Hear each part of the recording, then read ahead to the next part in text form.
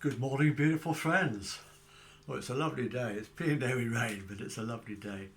Um, the new version of my book is out now. Love Not Fear. It's the latest revised and updated edition. And those of you who, my dearest and closest, who have been promised a free copy, they will be going out to you on Monday. Today I want to talk to you briefly about common sense. I have been accused many times of having no common sense. I take that as a compliment, by the way. Thank you. Common, as of the masses. To have common sense, you have to have had common experiences. You have to have lived a life inside the box with a very, very narrow range of experiences.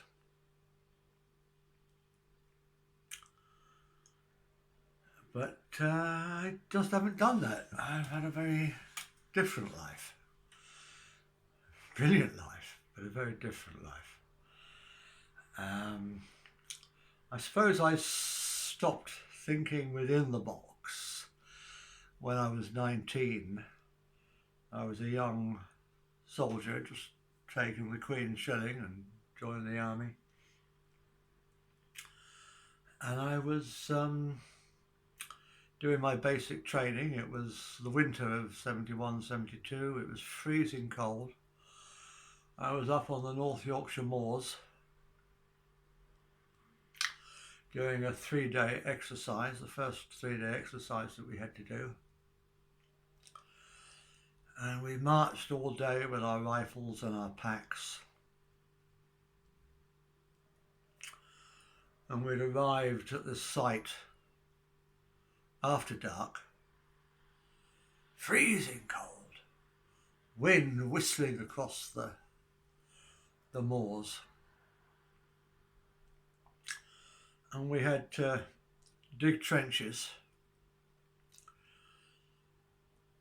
And don't think about sort of World War One trenches. It was not like that. There was 2-man trenches, so about 1 metre deep and about 1 metre wide and about 2 or 3 metres long. That's enough for 2 men to get into. And the earth was piled up on the side that we were expecting the enemy to attack from. And I assumed that it was another troop that was also on basic training, and the next time we'd swap roles, but that didn't actually happen. But anyway, this is what we were expecting. So we got down into our trenches, cooked our meagre compo rations on our little portable stoves, and hunkered down for the night, just waiting for the enemy to attack. We weren't supposed to fall asleep. And it was cold and it was boring. And I'm not going to tell you what I saw, I'm going to tell you what I assumed through common sense that I was seeing. Don't forget we'd arrived after dark. And I saw way, way off in the distance, probably 1 mile or 2 away, this car. All I could see, I couldn't see the car, I could just see the headlights. And of course at that distance it's just one light. And I could see it going up this hill, slowly going up this hill. At about the speed you'd expect a car to go up a hill 1 mile away.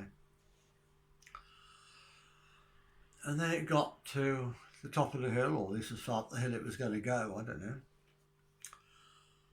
And it stopped, and it remained stationary.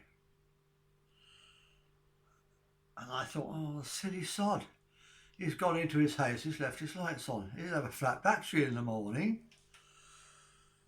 And that's all I thought about it, you know. And I just watched this light for about an hour, 2 hours, I don't know. I fell asleep. I know we weren't supposed to, but we all fell asleep. We were knackered. The sergeants had all pissed off down the pub anyway.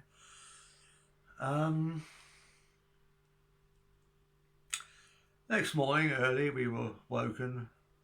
I can't remember whether we were woken by the sergeants or the cold, but we were woken. We cooked a little bit of breakfast for my compo rations and started to pack up our gear.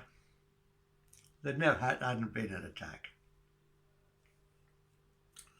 And then I suddenly remembered this car, so I thought I'll have a look and see whether his batteries had gone flat. And there was no light, and there was no car, and there was no hill. Huh? There was no hill. So what had I seen? I don't know. I just assumed that as I got older, I would learn stuff and have experiences that would enable me to answer that question. But I haven't. I'm not saying I saw a UFO. But I may have. In the early 70s, did we have helicopters that could hover stationary for an hour or more? Do we have them now? I don't know. But it was my first inkling that common sense answers might not always be the right ones. And then I've had a lot of other experiences in my life. And I'm not going to give you these in chronological order. I'm going to give you these in the order of probability. Starting with the ones that could be explained away, and leading up to the ones that are totally bloody impossible.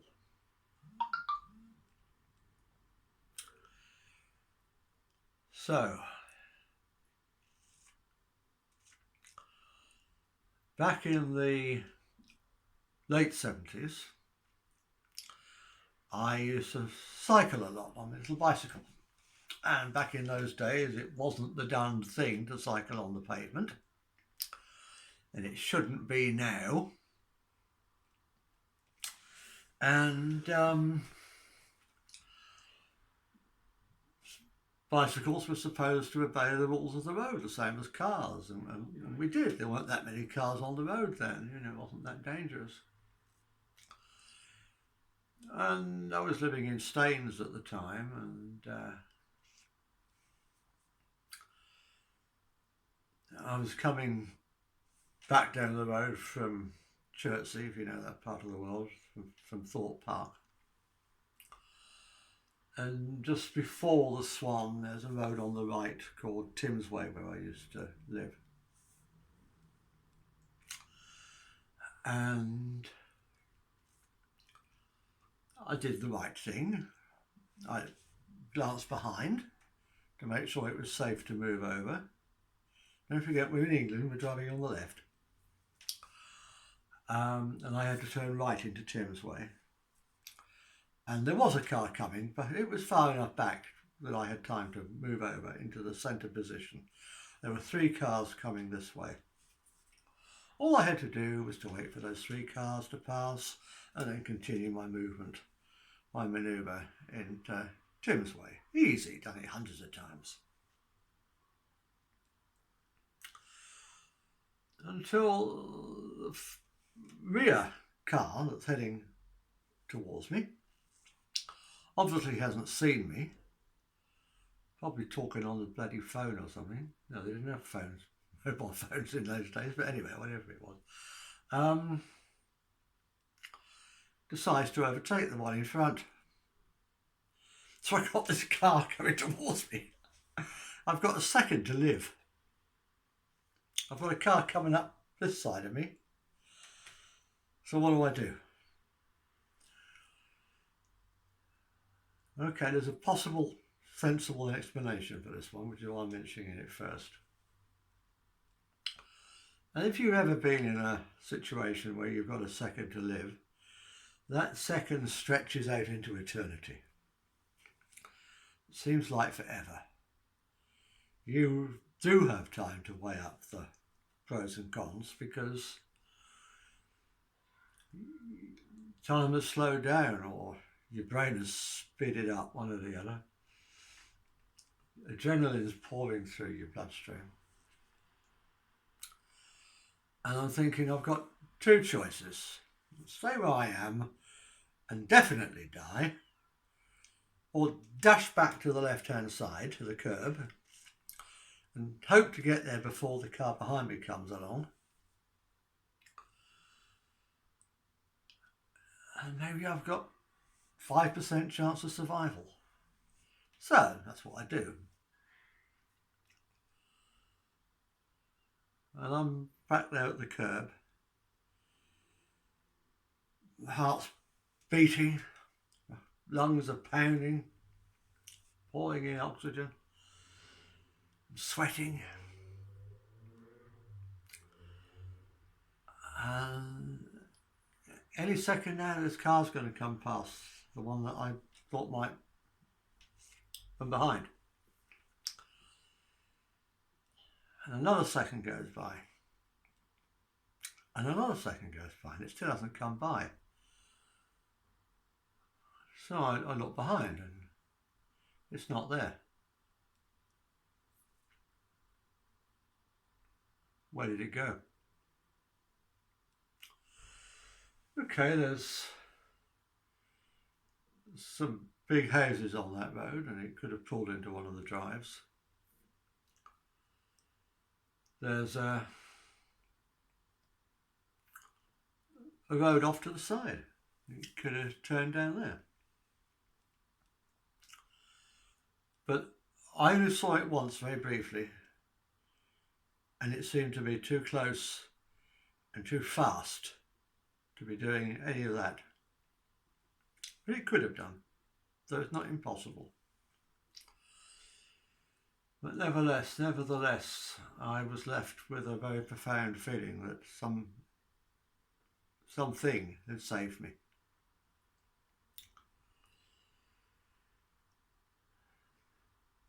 The next one is probably even more rational, and I'm not very proud of this next one. I'm not even sure I should tell you about it, but I'm going to tell you about it. I was in a very bad way in Maidstone a few years later. And I decided I was going to kill myself. And I know, it's the cruelest, wickedest thing you can do is to involve anybody else in your suicide. People who jump in front of cars and trains and things are the lowest of the low, and I was the lowest of the low that day. I wasn't thinking straight. Probably wasn't thinking at all. I have this philosophy that if you, I don't necessarily believe it now, but I believed it then, that if you kill yourself, then the karma from that is pretty heavy. But I managed to convince myself that if I turned my back to the traffic and walked into the road, and I'm talking about this big, fast, busy dual carriageway,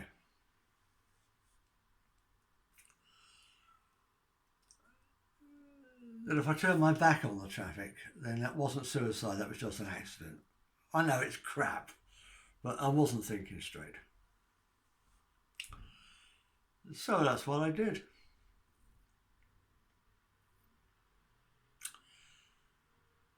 and I reached the central reservation and I hadn't been hit. And I looked behind me and the traffic had stopped. Okay, it was stopped by traffic lights further up, you know, it happens all the time. But why at exactly that moment?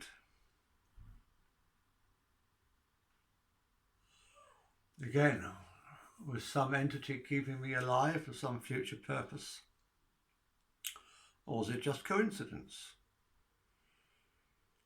I'm not jumping to any conclusions. I didn't then, I'm not now.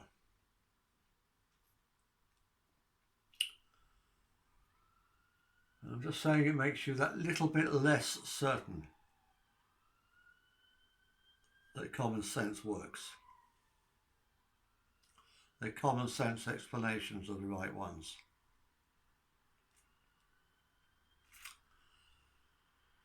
Then, as I say, it is done in chronological order. Fast forward quite a few years.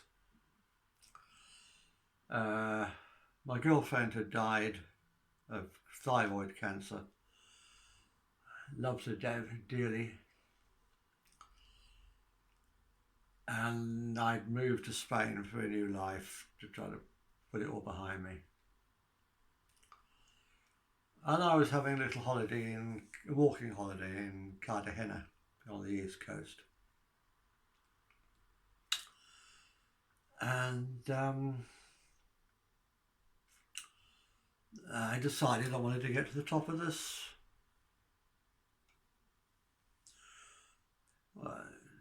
bit more than a hill, a bit less than a mountain. It was rugged. There was a steep path leading up, so I just decided to follow the path, as you do, just out for a walk. And I got about halfway up and the path petered out, and so I decided to carry on. I wanted to get to the top, so it just became a scramble. And I was finding handholds and footholds. It wasn't serious enough to need ropes or helmet or anything, so I thought. And I just kept going up and going up and going up. And I've got this technique that I've developed, which is the worst thing you can possibly do when scrambling. But it works. And it might never matter, maybe, I don't know, but it works. As long as you know you're not delusional, you don't think a blade of grass or a loose rock is going to take your weight. You're not putting your weight on it, but you're just holding it to give yourself some sort of, I can't even put a word to it, but it helps. And I was doing that and I was going on this. And I got to a point where I couldn't find any more footholds and handholds to go up. But I could go sideways a bit. So I thought I'll go sideways a bit and maybe I'll find some more footholds and handholds and continue up. And then one of these rocks, these loose rocks, came off and tumbled down, and I suddenly realised I got myself into a position where I couldn't find 3 points of contact. There was a little tiny bit where I could sit. I could turn around and sit. I couldn't go up, I couldn't go down, and I couldn't go sideways. I couldn't retrace my steps. Now, by this time in my life, I'm really not fussed about death. And my girlfriend had just gone into the light, and I was very happy to follow her. I would have been delighted to have followed her at that time.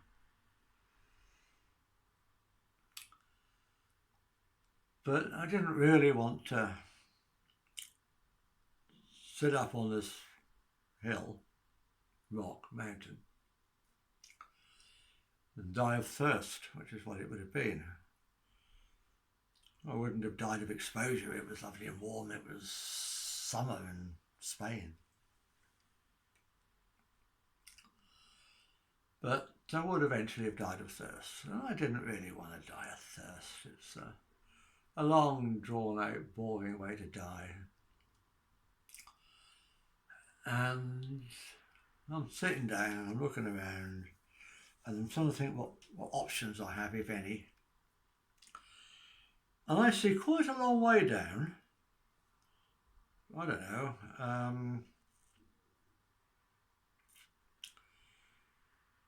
10 metres, 15 metres down, there's a ledge. It's a very narrow ledge,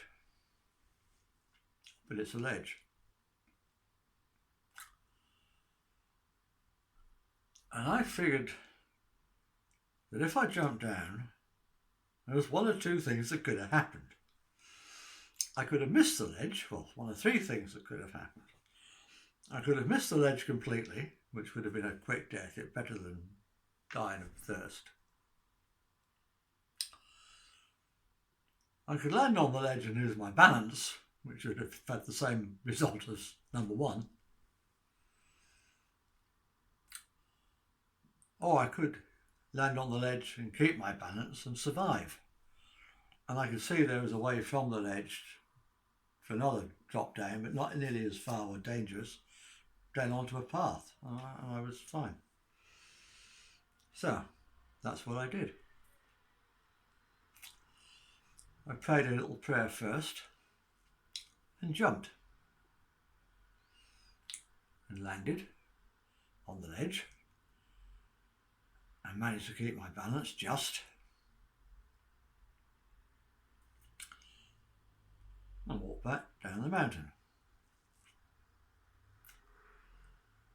Was there a divine hand in that somewhere? I don't know. Maybe I was just lucky. So that's the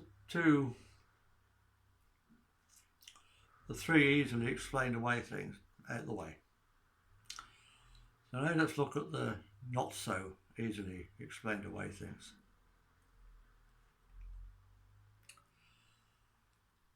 My wife was having a bath. My second wife. And I was in the bathroom talking to her about something that we had to talk about. Sitting on my daughter's little stool, little pink stool, talking to her. And suddenly there was a splash. Something fell in the water. Off the shelf. And my wife put her hand down and picked it out and looked at it. And her mouth dropped open. I said, "What's up?" I didn't understand.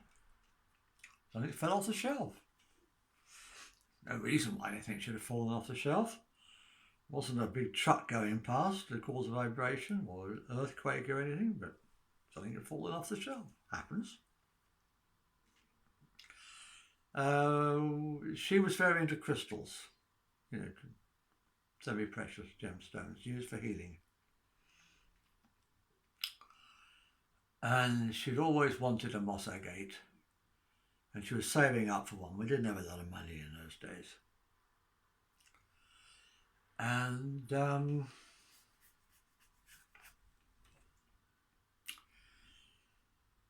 she had just fished out the water, out of the water, a moss agate. There had never been one in the house. Certainly not on that shelf. We never had one. She'd never had one. I'd never had one. There had never been one in the house. And yet it just fallen into her bathwater. No, I don't have an explanation for that. I only know that it happened.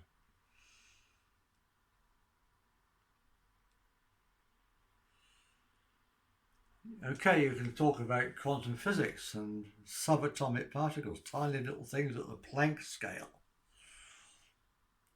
bubbling in and out of source, thousands of times a second. But not at the macro level, not Mossagates.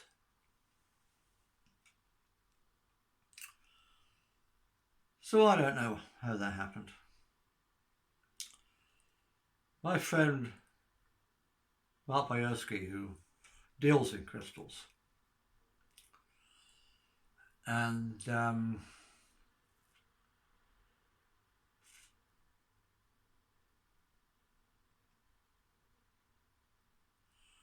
he talks about that they do sometimes disappear. And when they disappear, where do they go?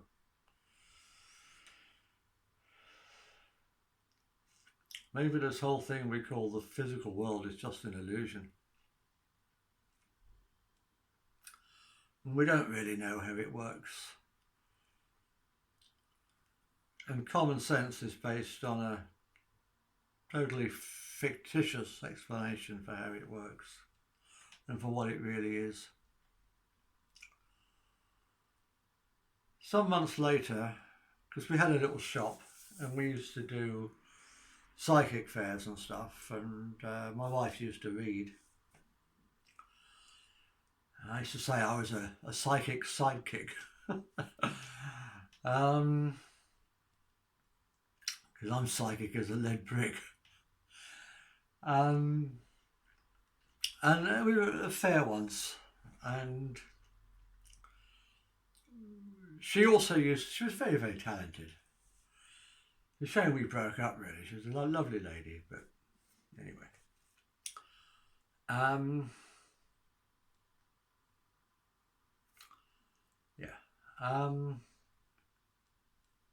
Very talented. She used to make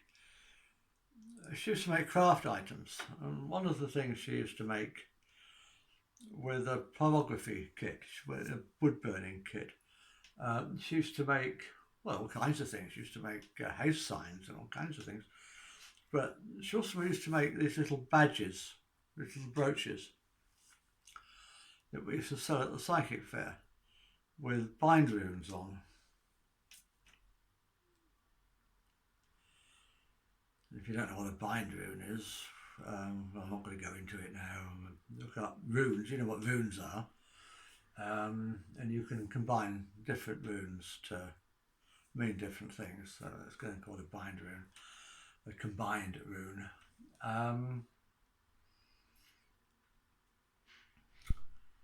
And there was one I particularly liked. And I would have quite liked to have had it. It meant something to me at that time in my life. And I resolved that if it didn't sell by the end of the day, I was going to have it. And the end of the day came and it hadn't sold. And so I popped it in my pocket and continued to move all the stock, boxes of stock, back to the van. And I was standing in the van, not outside, in the van. And I bent down to move a box from here to here. And this brooch, fell out of my pocket into one of the boxes. Into one of the boxes.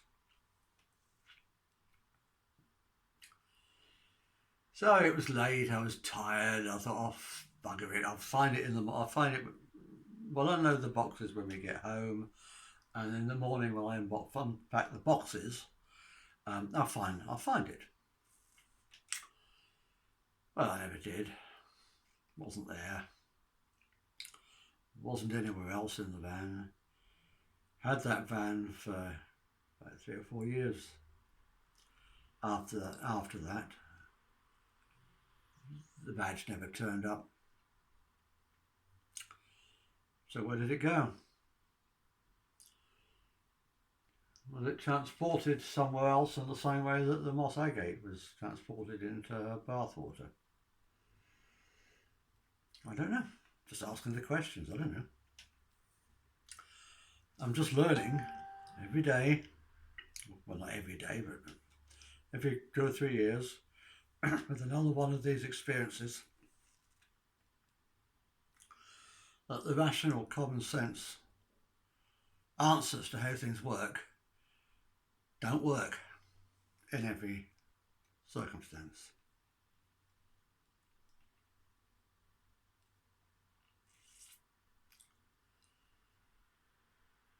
So that's about it really. If you have common sense, it means that you've either lived a very, very limited life, or your thinking is still blinkered. You're living within a very, very narrow band of experiences. The world's far crazier than we think it is. I wrote a short story many years ago. Just fiction. Wasn't meant to be taken too seriously, and I'm not taking it seriously now. It's just an analogy. But I wrote this thing. It was a future world that was terribly overpopulated, but where the people were too moral to euthanize each other. But there was no room for everybody to live on the surface. And so 95% of the people that were being born were being taken below ground, plugged into life support machines, sedated, put onto life support machines, then plugged into life experience simulators.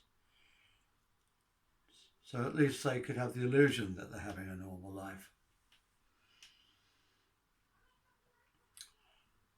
And I concluded with the question that if that was what was happening to us, how would we ever know? Would we ever know?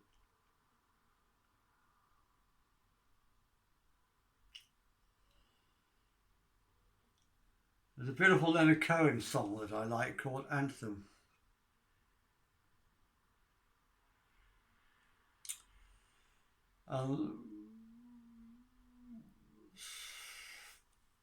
Some of the lines go, there is a crack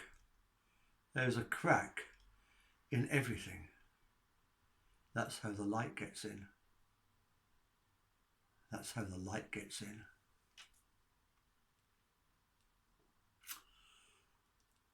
Well, if we're plugged into a life experience simulator, maybe there's a crack in the algorithm. Maybe it malfunctions occasionally. Maybe it needs debugging. No, I don't think we're plugged into a life experience simulator.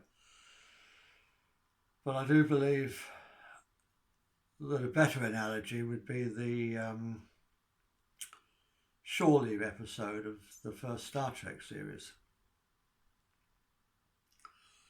where they go down onto this planet for some, what the Americans call R&R, rest and relaxation,